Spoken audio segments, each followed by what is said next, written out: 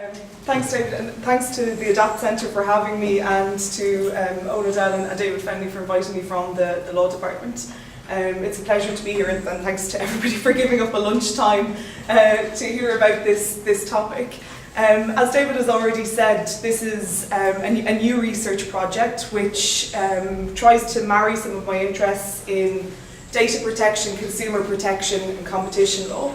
And I say this is new, but I actually kind of started to work on this topic about a year ago, but I'm really having kind of trouble getting my head around it, so I'm still calling it something new.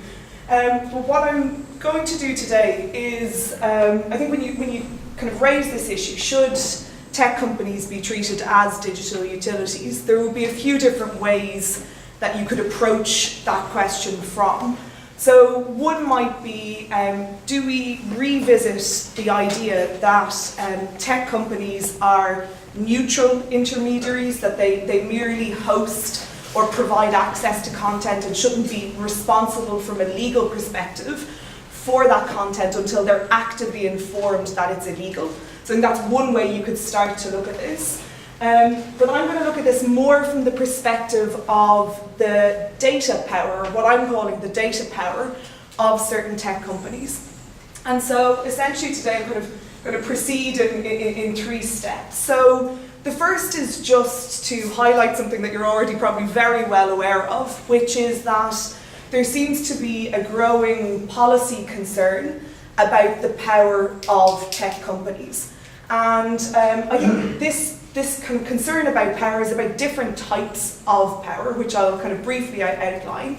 But one of these types of power that's at play is data, and the role that tech companies have to play when they process personal data. And so the question, as I said, that I'm going to look at then is, does this data power warrant some sort of specific regulatory intervention going above and beyond the regulation that we already have? Because as you'll be well aware, we already have consumer protection regulation, we already have data protection regulation. So I think the parallel I would make here is that in competition law, we impose a special responsibility on companies with market power out of recognition of the fact that any of their actions are going to have a far bigger impact in practice than those of a company without that market power. So the question then is, do we impose a similar special responsibility on companies with data power in recognition of the fact that their actions might go above and beyond, and the impact of their actions will go above and beyond that of companies that lack this data power? So is it warranted to impose this additional special responsibility on these companies? Which is why you might say similar to the same kind of special responsibility we would impose on a public utility. So when thinking about this, well, I often think here in cyber law, broadly speaking, one of the kind of common fallacies is to start with the particular technology. So let's say smart meters or semi-automated cars or whatever it is, start with the technology and consider, do we regulate that specific technology? Whereas there's a growing consensus that rather than starting with a kind of technology-specific focus, we should start by trying to identify what is it the concern that we might be trying to regulate for, and then kind of working backwards in that way. So rather than having technology-specific regulation, you're saying, what is the problem we're trying to tackle, and to what extent does our existing legal framework already deal with that problem? So, as I said, today the problem or the concern, because I think we could really discuss whether it is in fact a problem, but the concern is this data power, and the question is, does the existing legal framework do enough to adequately address the issues stemming from this data power? So, when thinking about the different types of power at play, I think most evidently we might think of market power. So market power in the competition law context is the ability to act in a way that is independent of your competitors, independent of your consumers. So effectively, to act in a way where you won't be cognizant or aware or care about your actions on other market participants. And so we've seen, for instance, that the European Commission has been kind of stepping up its action in terms of dealing with the market power of tech companies. So Google was fined a record 2.4 billion euros during the summer for an alleged abuse of dominance in the market for Google search. So the argument here was that Google was taking advantage of its position of power in the market for search in order to present its own products in a way that privileged them over those of competitors. So it was leveraging its power in order to give its own products a bit of a boost. So that kind of market power, economic power, we kind of have a fairly firm grip on. But as the European Commission points out in its digital single market strategy, there are concerns that the power of platforms might give rise to that go beyond this market power. So they put it like this: some online platforms have evolved to become players that compete in many sectors of the economy, and the way they use their power raises a number of issues that warrant further analysis beyond the application of competition law. So reading between the lines there, I'd say what the European Commission is kind of implying here is that the harms that stem from this power are not simply economic. So they might have an impact on other market participants, but they might have a broader societal impact.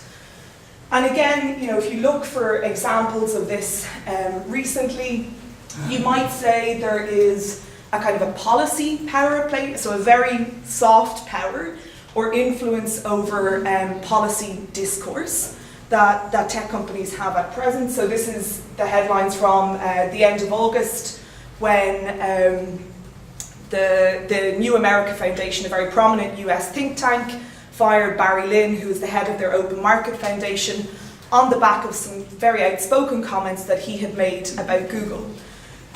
With the implication being there that if he was very outspoken about Google, then this might jeopardise their future funding. Now, just to really emphasise that Google in no way directly or indirectly threatened the New America Foundation in that way, but just as an example of the kind of soft power that's at play.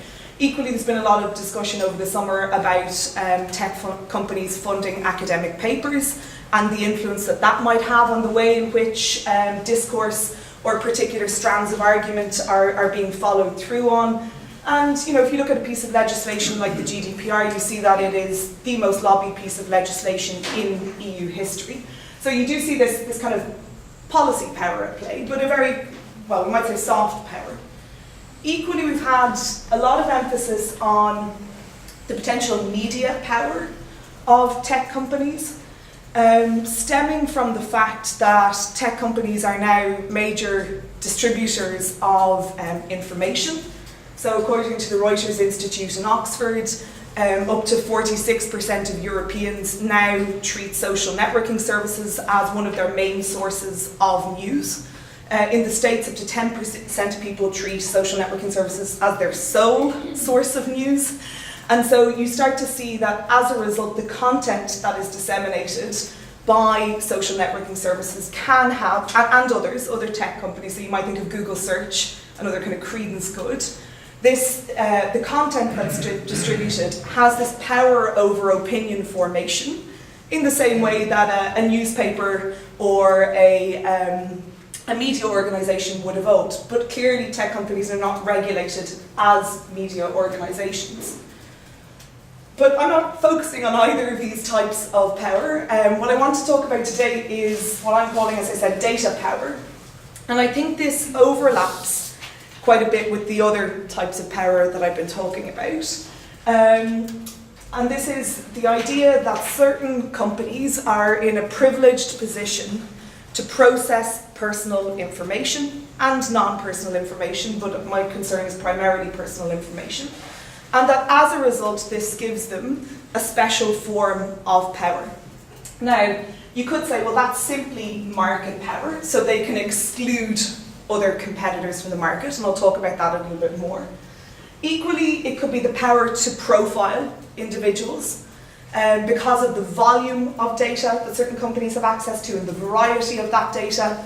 You might say that they're in a superior position to have a kind of a God's eye view of individuals and to profile them on that basis. Or you could equally say that this is the power to, again, influence opinion. So, for instance, if you look at the UK at the moment, you see that the data protection regulator in the UK, the Information Commissioner's Office, is currently investigating how personal data was used in order to micro-target individuals, so to target specifically certain small groups of individuals in the context of the Brexit referendum, and the role in which that kind of micro-targeting via tech platforms had to play in the overall Brexit context. So this data power, you could say it has these different potential ramifications, and you could also say that I believe there's a certain degree of unease about this. So I think in Ireland we are typically, if you look at the European statistics on this, slightly less concerned about privacy and data protection than other EU member states. Perhaps, various reasons might explain that. The common law context in which we operate, but equally a very high degree of technology take-up and various other factors.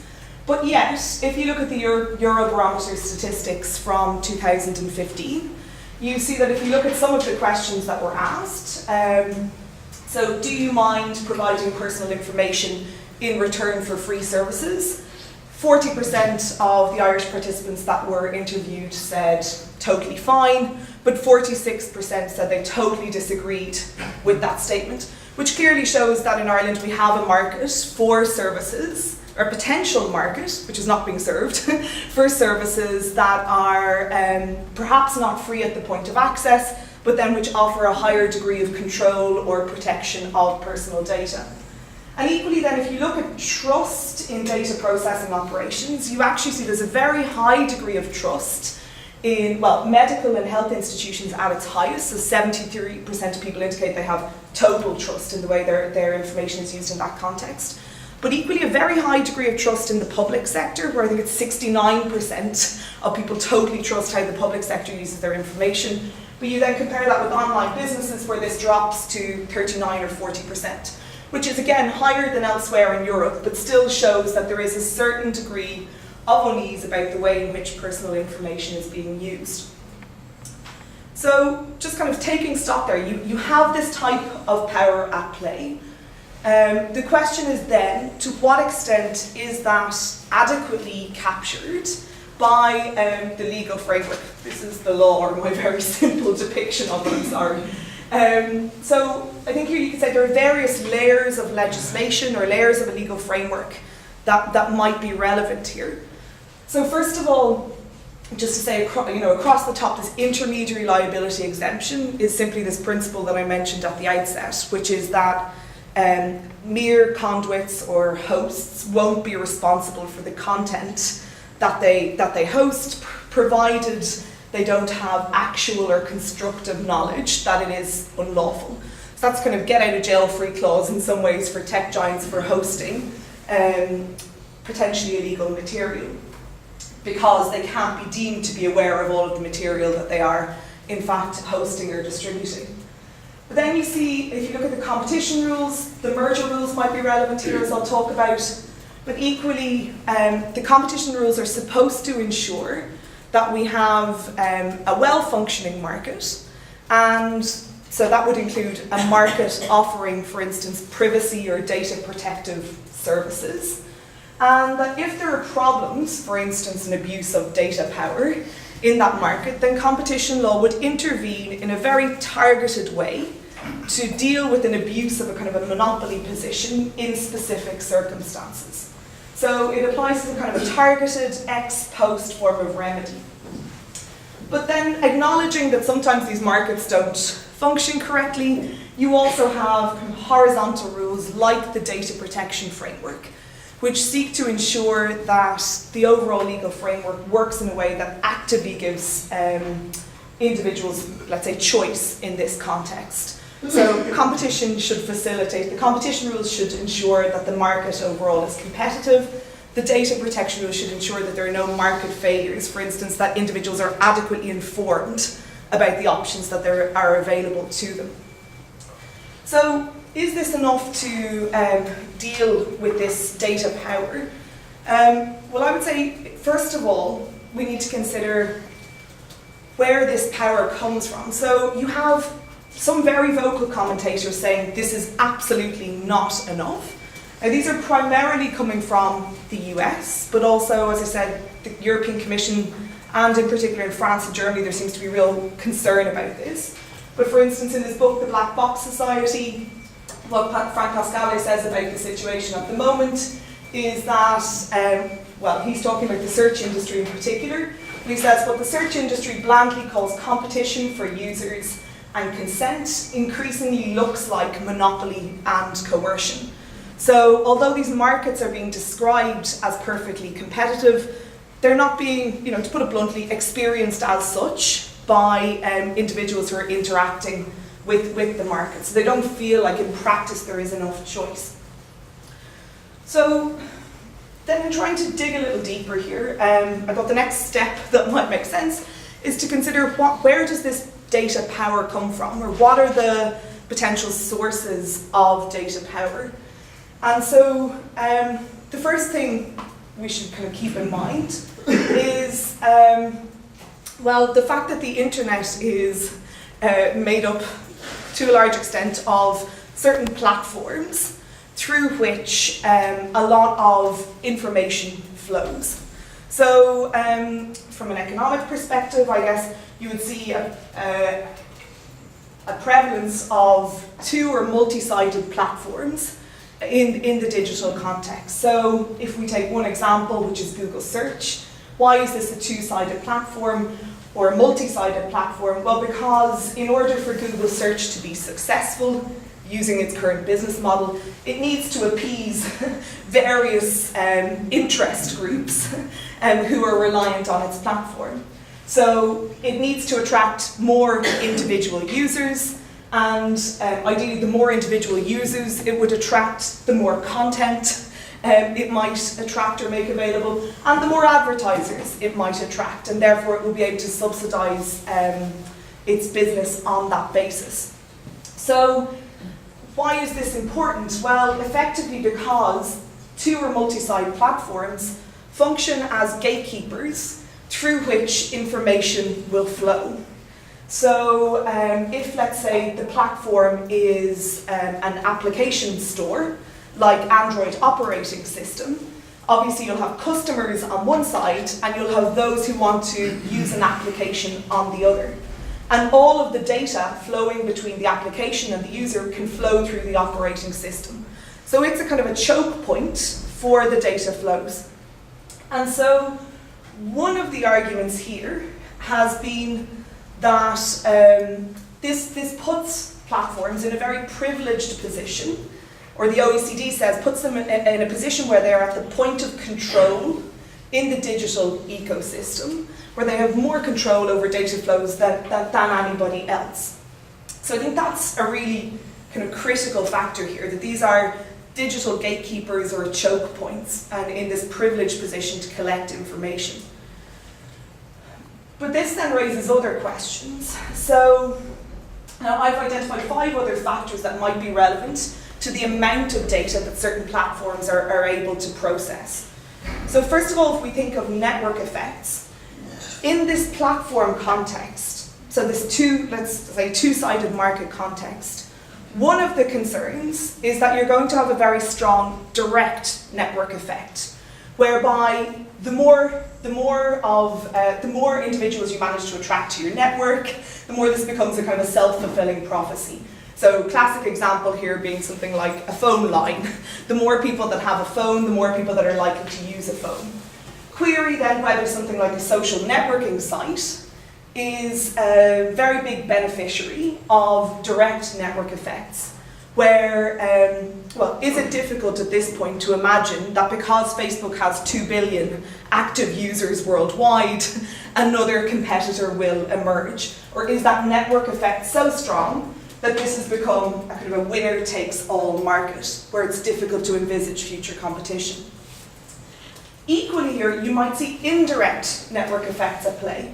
So again, where it's not about kind of simply attracting more users to then attract, people of the same kind of category, but where if you attract more users, you will then attract more advertisers. And as a result, this gives you more and more access to something like data.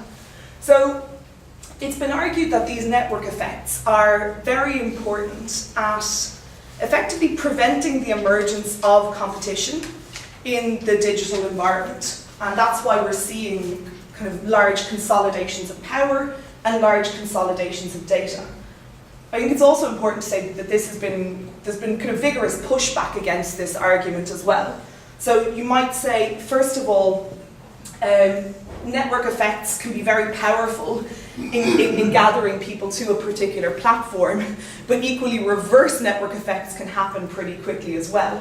So a good example here is something like shopping centres, which have gone into demise as a result of the emergence of a platform like Amazon.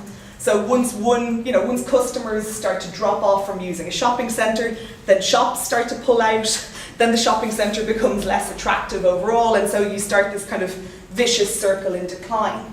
So competition lawyers and some economists are saying we shouldn't be worried about these direct network effects because they can unravel just as quickly as they've been built up, for instance. A related point is then whether or not this data, and I think this is about to become a very critical issue, should be looked at as a barrier to entry to digital markets.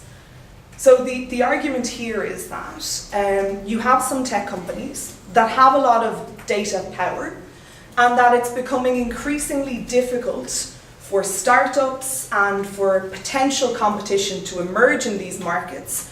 Why? Because in order to compete effectively, these would-be competitors need access to a certain amount of data just to get off the ground. So, again, this is an empirical question, I would say, so something that would be dealt with by economists, but you're really seeing kind of two sides of that debate emerge. Well, so some economists are calling this naive armchair economics, so there's nothing to kind of bear this out in practice. We've no data to show that the holding of large data sets will necessarily prevent competition. And Hal Varian from Google has always said it's not the amount of data that Google processes that it's relevant, it's what they do with the data. So it's not the input to the algorithm, it's the algorithm itself. So that's kind of one side of the argument. But then equally you could say, well, this isn't borne out by the commercial practices of data giants. So we're not seeing any of the data giants, for instance, offer individuals an alternative to the free at the point of access model. So something where you might pay a micropayment, €5 per month to access Facebook and to have that access on more data protection or privacy friendly terms. That alternative doesn't exist. We're also seeing that a lot of the firms will zealously guard the data that they are processing themselves and not be willing to share it in a commercial context. And as I'll talk about next, you're seeing a lot of firms entering into what are clearly data-driven mergers and agreements, which would indicate that the more data you have, the better. So again, I'm not an economist, but it strikes me that there are at least some commercial practices here that would militate against the idea that the amount of data you have doesn't matter. So other ways in which you might get access or you might acquire this data power, well, we're seeing various agreements entered into by companies that have data power and acquisitions by companies that have data power. So agreements, just to mention very briefly, you'll see various sorts of onboarding agreements that are entered into, where the idea is that you will try, putting it very simply for myself, you would try and combine the data that you are gathering in a digital context via cookie collection or something else with data gathered in an offline context, for instance through purchases in a supermarket or elsewhere, in an attempt to get a more complete or holistic picture of somebody's interests. So EPIC, the electronic privacy NGO in the States, are currently pursuing legal battle against Google on the basis that it is actually using kind of tracking data in order to figure out whether or not its targeted ads have been successful by matching up credit card transactions in a shop with the targeted ads that it serves. So we can see whether or not the ads it has served you are in fact leading to the completion of transactions. So that kind of onboarding agreement is common. And then you've seen some pretty shocking things like public-private partnerships. I think a good example of this is the NHS Royal Free, so one of the London NHS trusts entered into an agreement with Google DeepMind, where DeepMind would effectively develop an app to help treat acute kidney problems. But the data of 1.6 million patients of the trust, including those who have no kidney problems at all whatsoever and had not consented to this data transfer, was transferred to Google. Simply, it seems, on the assumption that Google is good at doing data-related stuff and therefore would develop a good app in this context. So again, not to pin that on Google, clearly there's an information governance issue with Royal Free here, but you're seeing that increasing ability to acquire data through agreements.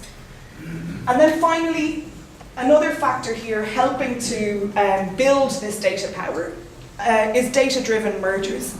So in 2014, for instance, you saw Google acquire a whole suite of home Internet of Things devices, like electronic fire sensors, like the DropCam home surveillance camera, and these were cleared immediately by competition authorities on the grounds that this would not pose, or this would not limit to a significant extent competition on any relevant market.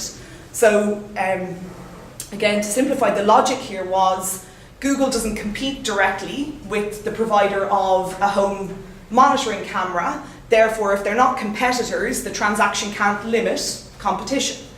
Well, that analysis or that logic, which is a purely economic logic, and which is the correct logic for competition law to apply, obviously then completely ignores the data-driven impetus behind the merger, which is to get data from one context and be able to merge it with a completely different context, and ignores then the aggregation of data power that you would see in that situation. So finally here, you might say another factor has just been perhaps not a weak data protection framework, but rather weak data protection enforcement to date, where we have this disconnect between the law on the books and the way in which it's applied in practice. But again, once you have that aggregation of data power, we have to be realistic about how much an ex-post framework like the data protection framework can do in this context to actually tackle this power once it is in existence.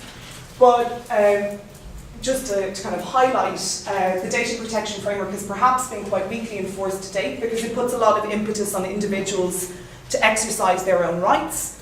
Because the data processing framework is itself, so what's happening behind the scenes is very difficult for us as individuals to gauge. So we might kind of have front stage data protection and control. So I can allow my Facebook profile to be seen by 10 people or by 100 people or by 1,000, but that doesn't mean I have any clue about what's happening behind the scenes. So that's clearly an issue here. And then I always quite like the Norwegian Consumer Council last year did a readathon of the terms and conditions of 33 very popular consumer applications, and that took them 32 hours of consecutive reading in order to get through the terms and conditions for those applications, which is just an excellent way of highlighting the fallacy and the limits of consent in this context. So you might say that's another contributing factor, but I would just say it's one factor in this kind of overall framework. So then just to come back to, if this data power is a problem, well, is this data power a problem perhaps? So what does this legal framework say about this data power? And I think the first thing to note is that nowhere is the aggregation of data in this way explicitly prohibited. So we have no provision in law that says power is in and of itself bad. So even in the competition context, it's not monopoly that's problematic, it's abuse of monopoly power. But yet, I think if you look across the board at the right to privacy and at data protection law, I think there are strong indications that the scale of data processing and the volume of data processed can be relevant. So I just want to point out to you why I think even if there's no explicit prohibition, so power is not per se problematic, we have some quite strong indicators from the legal framework that there are times when too much data might in itself be problematic. So first of all, if you look at the right to private life in the European Convention on Human Rights, you see that, again, this is in the context of public sector data processing, but the ECHR says that the systematic collection and storage of personal data does interfere with privacy rights. Now, obviously that could be justified, but the intrusion has to be minimal in that context. And you see that the kind of rationale for this is you can have very precise conclusions drawn about people on the basis of large-scale data aggregation, and that this is likely to lead to some sort of chilling effect in terms of individual behaviour. So it's likely to generate in the minds of persons concerned the feeling that their private lives are under constant surveillance. So this is said in the context of public sector data processing, but we should, I think, be querying whether there's any principled reason to not apply that same logic in the private sector context. Equally, if you look at a legal framework like the data protection framework, it ostensibly treats public and private actors in the same way, or more or less the same way, and it ostensibly has no regard to the size of the data controller or maybe even to the scale of the data processing operation, particularly under the 1995 directive. So it looks like size or scale doesn't matter. But again, I would say, particularly looking at the GDPR, you see that there are a lot of indications to the contrary now. So just to point out some of them, well, there was a lot of discussion in the context of the data protection reform about whether or not we should ditch the principle of data minimization, because it seems to be blatantly at odds with the concept of big data. And yet it was retained. So this idea that you only process the minimum amount of data necessary for your specified purposes has still been retained. Equally, in the new framework, you see an increased emphasis on risk. And so you might argue here that the more data you process, the wider variety of sources that data comes from, the higher the risk overall of that data processing operation. So Equifax is probably a good example here. And so you can see that risk isn't used as a threshold in the data protection framework, but the idea is that your obligations are scaled up in correlation to the amount of risk that your data processing operation might entail.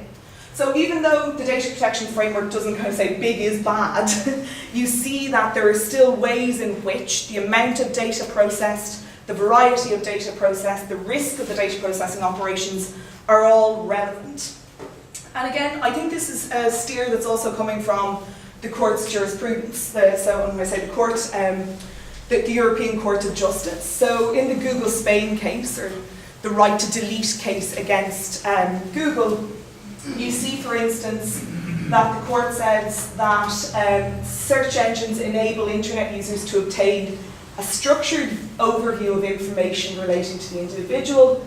This concerns a vast number of aspects of his private life, which couldn't otherwise have been interconnected. So the variety of data being processed and the ability to interconnect is relevant.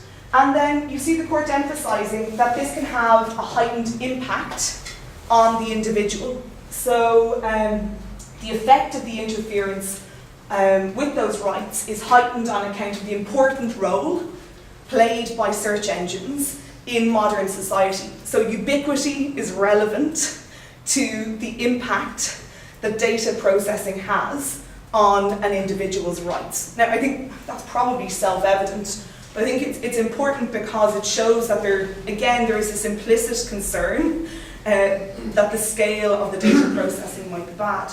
So just to kind of summarise that, you could say the volume, the variety, and the reach of the data protection or the data processing operations are relevant when assessing, first of all, the extent of the obligations on the data controller, but also then, in correlation to that, the impact of the operation on the rights of the individuals. So, or to summarise that in a sentence, I would say you see here that privacy law and data protection law does display this kind of normative preference in an ideal world for data minimisation. And I think that kind of contradicts the data power that we are seeing. Okay, so if that's where we are with this normative preference for data minimisation, the question is then, what do you do, if anything, in this context? And so I'll finish up on this. So at its most drastic, and this is at a very preliminary stage, do you, as has been argued by some, treat tech companies as kind of a new form of natural monopoly, so equivalent to a rail network? Or do you say that they are, again, essential facilities, so that the data is something that you must have access to in order for a market to flourish? Well, this could be done through competition law or through regulation, but in both I think you see that there are very strict criteria here before there's intervention. And so kind of some reasons that militate against intervention here are, first of all, treating a private platform like a public utility is clearly a very significant interference with the property rights of the private platform in that context. So they weren't designed with the public interest in mind, despite some kind of waffly statements to the contrary. They are at the end of the day private corporations. So you've got an extensive interference with property rights. You also, looking at this from the competition perspective, would have the argument that it is inappropriate to intervene because what is a monopoly player in the market, or the only player in the market now, might not exist 10 years down the line. So people talk here about MySpace, people talk here about Nokia as a phone. These things are just simply blown away in a big wave of creative destruction. So do we just hang around and wait for the next wave of creative destruction? Or are we saying, well, irrespective of what lies around the corner, the amount of data that is now in the possession of some tech companies means that whatever is around the corner, they're going to have a significant advantage when moving into those new markets. So if we're thinking of AI and various other things. And then for me, the critical point here is if you simply said a tech company's data is an essential facility and we must mandate access to that data, you're causing a real data protection headache, because in essence what you are going to mandate is the duplication of or multiplication of this information. So in the guise of trying to help consumers and to encourage competition, you're in fact going to ensure that not only is their data held by Google or Facebook or whatever tech giant we're talking about, but also many others. And so that in itself could be extremely problematic. Just then I'll skip a slide or two in the interest of time, but just to then consider a less drastic example or a less drastic solution, and something I think that could be a useful starting point in terms of mitigating or tackling data power. So I've said that, in my opinion, one of the factors behind this data power is the artificial accumulation of power and the artificial accumulation of data through agreements and through mergers. So then maybe by treating data-driven mergers and agreements in a different way, we would prevent that artificial aggregation of power. So just to give you one example of where this could have happened. So in the Facebook-WhatsApp merger, which was cleared by the FTC in the US and was cleared by the European Commission, that merger was cleared again on the basis, like Google's acquisition of various home devices and others, that Facebook and WhatsApp were not direct competitors on any particular market. So WhatsApp wasn't involved in advertising, WhatsApp was not a social network service, and the Commission was saying here, well, WhatsApp and Facebook are both consumer communications apps, but consumers here multi-home. We might have 5 or 6 consumer communications apps on our phone. And so it said, because they're not competitors, their merger cannot, by definition, reduce competition. But again, I think that ignores some very critical points. First of all, it failed to consider why up to 50% of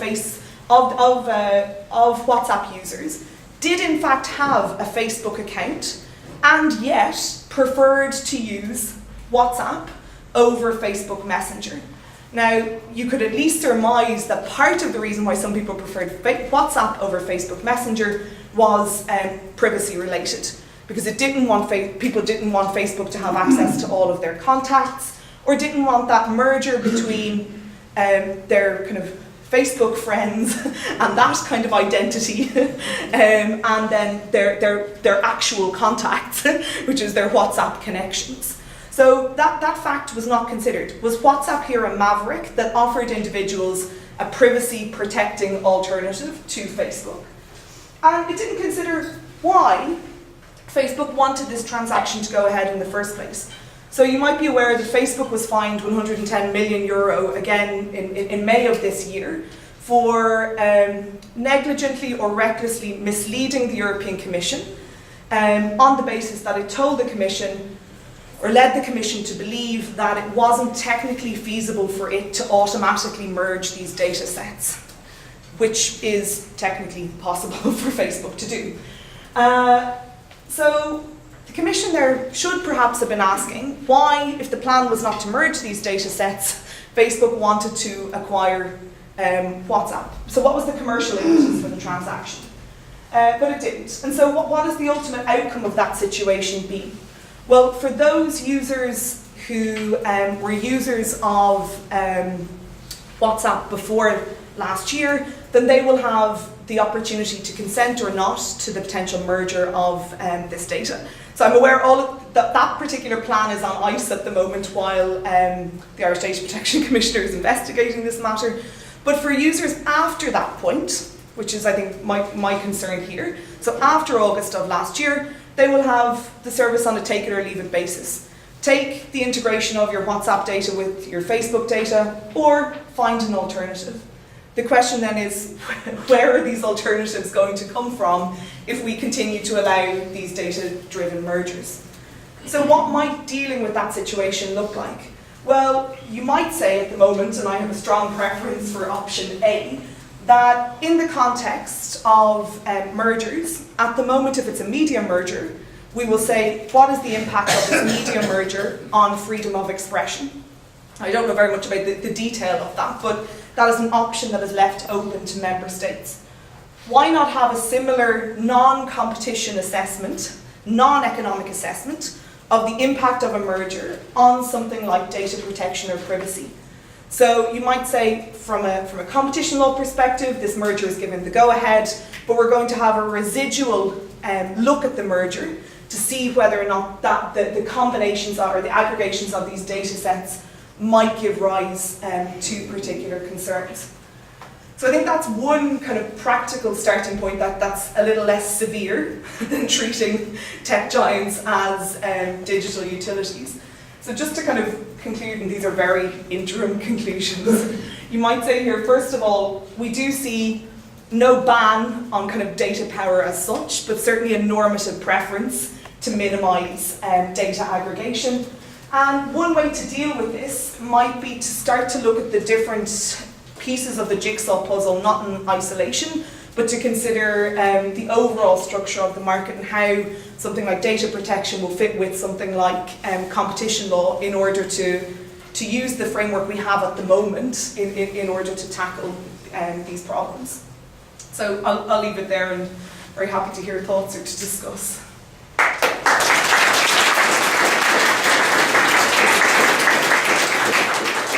Thanks so much to Orla for that really thought-provoking